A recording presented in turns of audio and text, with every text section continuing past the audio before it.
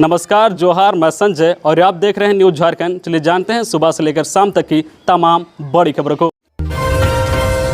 मुख्यमंत्री हेमंत सोरेन से मिलने सीएम आवास गए राष्ट्रपति पद के उम्मीदवार यशवंत सिन्हा समर्थन के लिए करेंगे चर्चा। राष्ट्रपति पद के लिए विपक्ष के साझा उम्मीदवार यशवंत सिन्हा झारखंड मुक्ति मोर्चा के कार्यकारी अध्यक्ष मुख्यमंत्री हेमंत सोरेन से मिलने उनके आवास गए। इससे पहले उन्होंने होटल बीएनआर में कांग्रेस के नेताओं, विधायकों और प्रदेश प्रभारी के साथ बैठक की। उनके बाद यशवंत सिन्हा कांके स्थित मुख्यमंत्री आवास के लिए निकले। यशवंत सिन्हा के साथ कांग्रेस के प्रदेश प्रभारी अविनाश पांडे, विधायक दल के नेता आलमगीर आलम और प्रदेश अध्यक्ष राजेश ठाकुर भी हैं। बता दें कि झारखंड मुक्ति मोर्चा एनडीए की उम्मीदवार द्रौपदी मुर्मू को समर्थन करने की घोषणा कर चुका है। झामुमो के केंद्रीय अध्यक्ष शिबू सोरेन ने राष्ट्रपति चुनाव में द्रौपदी मुर्मू को समर्थन की घोषणा की है। ऐसे में मुख्यमंत्री हेमंत सोरेन से विपक्ष के साझा उम्मीदवार यशवंत सिन्हा की मुलाकात औपचारिकता भरा है। 100 यूनिट तक बिजली खपत करने पर नहीं लगेगा बिल, ग्रामीण उपभोक्ताओं को होगा फायदा। हेमंत सोरेन सरकार ने अपना एक बड़ा चुनावी वादा पूरा कर दिया है। मुख्यमंत्री हेमंत सोरेन की अध्यक्षता में कल हुई कैबिनेट की बैठक में 100 यूनिट तक बिजली फ्री देने के प्रस्ताव को मंजूरी प्रदान कर दी गई है। अब झारखंड राज्य के आम उपभोक्ता जो 100 यूनिट तक बिजली खपत करेंगे उनका बिजली बिल नहीं लगेगा। इस योजना का सबसे अधिक लाभ ग्रामीण क्षेत्रों के उपभोक्ताओं को होगा, क्योंकि शहरी उपभोक्ताओं के लिए संभव नहीं है कि वह 100 यूनिट तक अपना खपत सीमित रखे। इसके अलावा 100 से ज़्यादा और अधिकतम 400 यूनिट तक बिजली खपत करने वाले उपभोक्ताओं को राज्य सरकार सब्सिडी देगी, लेकिन 400 यूनिट से ज़्यादा खपत करने वालों को 6.75 रुपये प्रति यूनिट की दर से बिल का भुगतान करना होगा। राज्य में ऐसे उपभोक्ताओं की संख्या लगभग 32 लाख है जो एक महीने में महज 100 यूनिट तक बिजली खपत करते हैं। इनमें लगभग 27 लाख ग्रामीण उपभोक्ता हैं। गौरतलब है कि झारखंड मुक्ति मोर्चा ने 2019 के चुनाव में 100 यूनिट तक की बिजली का शुल्क माफ करने का वादा किया था। सरकार बनने के लगभग 2.5 साल बाद वादे को धरातल पर उतारने का फैसला लिया गया है। झारखंड में 1000 के पार हुई कोरोना संक्रमितों की संख्या। पिछले 24 घंटे में मिले 166 नए केस। पिछले 24 घंटे में झारखंड में 7854 सैंपल की जांच हुई है, जिसमें कोरोना संक्रमण के 166 नए मरीज मिले हैं। इसके साथ ही राज्य में एक्टिव मरीजों की संख्या बढ़कर अब 1040 हो गई है। स्थिति यह है कि गढ़वा, पाकुड़ और साहिबगंज छोड़ दे तो सभी 21 जिलों में कोरोना के एक्टिव मरीज हैं। वहीं राज्य में 94 कोरोना संक्रमित मरीज ठीक होकर घर लौटे हैं। स्वास्थ्य विभाग की ओर से जारी आंकड़ा के अनुसार राज्य में कोरोना संक्रमित मरीजों की संख्या लगातार बढ़ रही है। पिछले 24 घंटे में 166 नए संक्रमित मरीज मिले हैं।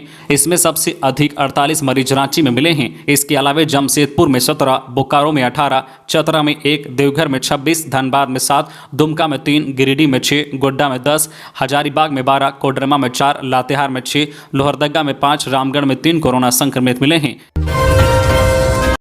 झारखंड में वयस्कों को मुफ्त बूस्टर डोज लगना शुरू। 30 सितंबर तक लगाई जाएगी वैक्सीन। भारत सरकार के निर्देश पर झारखंड में भी सभी वयस्कों को मुफ्त बूस्टर डोज लगना शुरू हो गया है। झारखंड सरकार द्वारा 18 वर्ष से अधिक आयु के सभी नागरिकों को मुफ्त बूस्टर डोज लगाने को लेकर शुक्रवार को सभी जिलों में भेजा गया है। आज शनिवार से सभी जिलों में सभी वयस्कों को बूस्टर डोज का टीका मुफ्त में लगाया जा रहा है। स्वास्थ्य विभाग के आदेश के अनुसार 18 वर्ष से अधिक आयु के सभी वयस्कों को मुफ्त टीकाकरण सरकारी टीका केंद्रों पर होगा।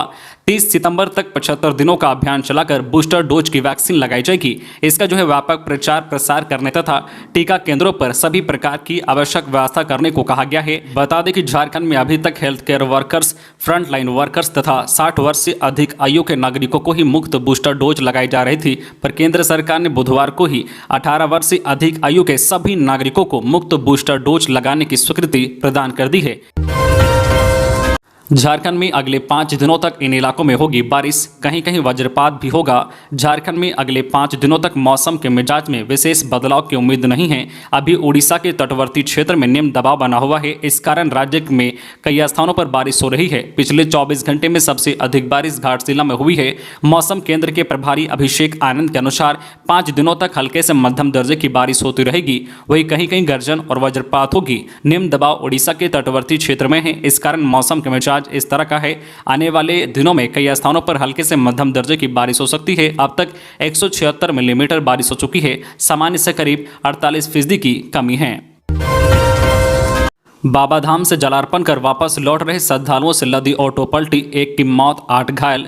देवघर बाबाधाम से पूजा कर वापस लौट रहे श्रद्धालु हादसे का शिकार हुए हैं। इनकी ऑटो गिरिडीह देवघर पथ पर अचानक पलट गई। इस हादसे में एक महिला की मौत हो गई है, जबकि 8 महिलाएं जख्मी हैं। घायलों को स्थानीय लोगों की मदद से गिरिडीह सदर अस्पताल पहुंचाया गया है, जहां उनका इलाज किया जा रहा है। यह घटना गिरिडीह देवघर पथ पर बेगाबाद थाना क्षेत्र के कर्णपुरा के पास घटी है। बताया जाता है कि गिरिडीह के पचम्बा थाना क्षेत्र के चंदनडी के रहने वाली 9 महिलाएं देवघर बाबाधाम शिव की पूजा करने गई थी। पूजा और जलाभिषेक कर ऑटो से वे सभी वापस घर लौट रहे थे। इसी दौरान कर्णपुरा के पास पीछे से आ रही एक बोलेरो ने ऑटो को टक्कर मार दी। तेज गति से धक्का लगते ही ऑटो पलट गई। घटना की जानकारी मिलने के बाद बेगाबाद थाना की पुलिस पहुंची और सभी घायलों को सदर अस्पताल पहुंचाया। अस्पताल के डॉक्टर ने मोहिनी देवी को मृत घोषित कर दिया।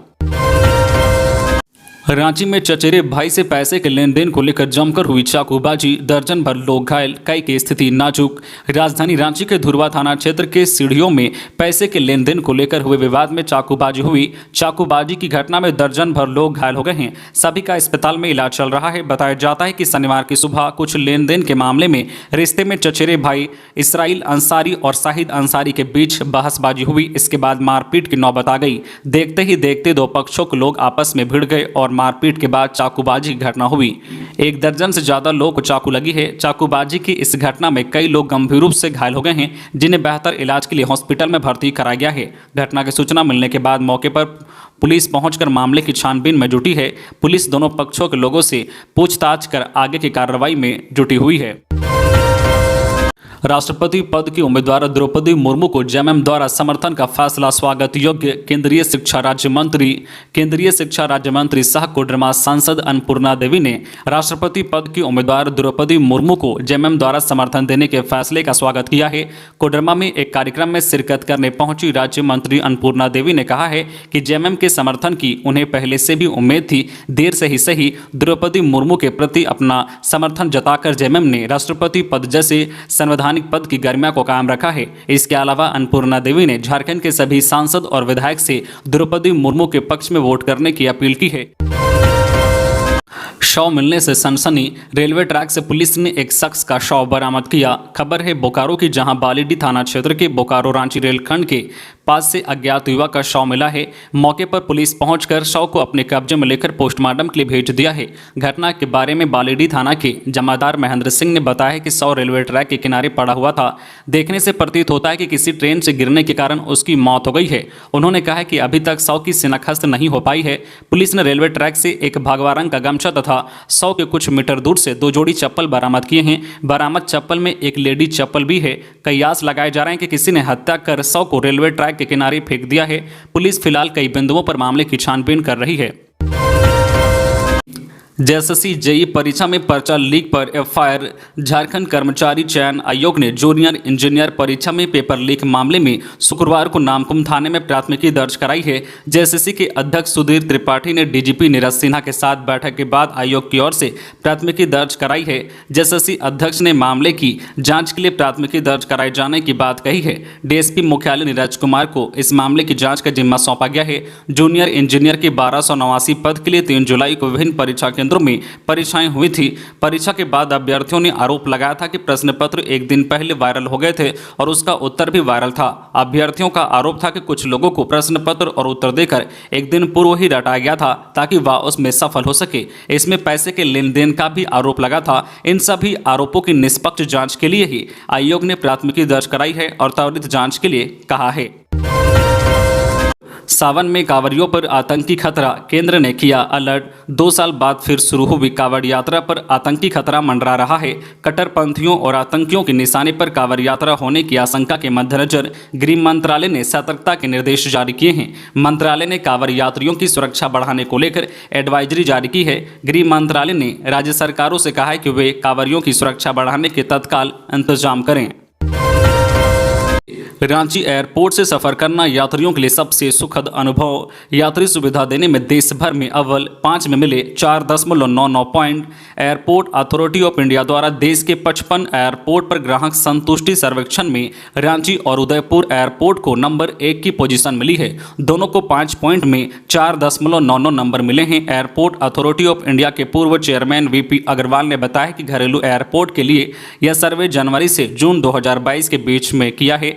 इस दौरान यात्रियों से ऑन स्पॉट अथॉरिटी के अधिकारियों ने यात्रियों से 38 सवाल किए, जिसका जवाब ऑन स्पॉट यात्रियों से ऑनलाइन भरवा गया। इसी सर्वे की रिपोर्ट में यात्रियों को सबसे बेहतरीन सुविधा देने वाले एयरपोर्ट में रांची और उदयपुर एयरपोर्ट को देश के सबसे बेहतरीन माना गया है। अब हर 3 माह में जुड़वा सकेंगे वोटर लिस्ट में अपना नाम। ईसीआई ने तय किए 4 आहर्ता तिथि। भारत निर्वाचन आयोग ने मतदाता सूची में नाम शामिल कराने के लिए भरे जाने वाले प्रपत्रों को सुविधाजनक बनाया है। इससे मतदाता सूची में नाम शामिल करना आसान हो जाएगा। आयोग ने मतदाता सूची में नाम शामिल करने के लिए 4 आहर्ता तिथि तय की है। इसमें यदि आप अप्रैल, जुलाई या फिर अक्टूबर में 18 वर्ष के हो रहे हैं तो आपको जनवरी तक नाम शामिल करने का इंतजार नहीं करना होगा। जनवरी के अलावा अप्रैल, जुलाई, अक्टूबर में भी मतदाता सूची में नाम शामिल किए जा सकेंगे। यानी हर 3 माह में मतदाता सूची में नाम शामिल करने की प्रक्रिया होगी। भारत निर्वाचन आयोग द्वारा मतदाता जो सूची में पंजीकरण के लिए 4 आहर्ता तिथि 1 जनवरी, 1 अप्रैल, 1 जुलाई तथा 1 अक्टूबर के प्रावधान को लेकर झारखंड के मुख्य निर्वाचन पदाधिकारी रवि कुमार द्वारा सभी जिला निर्वाचन पदाधिकारी सह उपायुक्तों व उप निर्वाचन पदाधिकारियों को वीडियो कॉन्फ्रेंसिंग के माध्यम से प्रशिक्षण प्रदान किया गया। तो ये थी आज की झारखंड की टॉप बड़ी खबरें। इसी तरह झारखंड की हर छोटी बड़ी खबर देखने के लिए आप हमारे चैनल न्यूज झारखंड चैनल को सब्सक्राइब करके बेल आइकन प्रेस कर दीजिए, जिससे आपको झारखंड की हर छोटी बड़ी खबर का अपडेट आप तक पहुंचता रहे। तो आज के लिए बस इतना ही। हमें दीजिए इजाजत, फिर मिलते हैं नेक्स्ट न्यूज में।